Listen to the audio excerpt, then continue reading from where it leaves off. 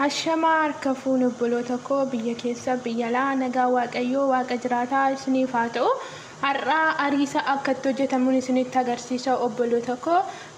Ariisa hojjechuudhaaf kan nu barbaachisu kan akkanaa dura hin miiccannaa. Kun fakkeenyaaf yaaskaa jira.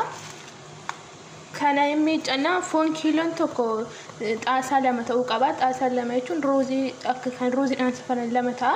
Amma kiiloo 4 yoo ta'e xaasaa 8 ta'uu qaba jechuudha. Kan akkana sa'aatii 4 zafamee kaa'amuu qaba. Achiin booda foon asitti affeelee qopheessan jira. Bishaan nuusuudhaan miicceen jira. Annaan miiccee ka'e. Miicceen bishaan immoo asitti dafaa jira kanan ariisa keessatti naqu jechuudha. Ariisa kaniin keessatti naqu asitti miicceera. Amma fooniin keessatti kaa'a. Foon keessa galchaan jira amma.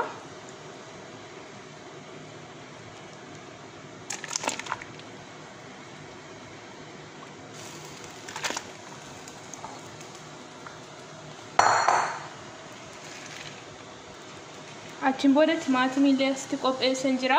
Timaatimii keessatti gadi naqa. Hin takattaa jechuudha. Achiin innaa takattakee nu ta'e achiin isa miiccee kana bishaan isaa keessaa gadi naqee xallalee asitti gadi naqee jechuudha. Asitti gadi naqa. Annaan gadi naqee bishaan isaa guutuu ta'uu qaba. Guutuu ta'e asitti jechuudha. Amma asitti guutuu ta'a. Achiin nan qadaada.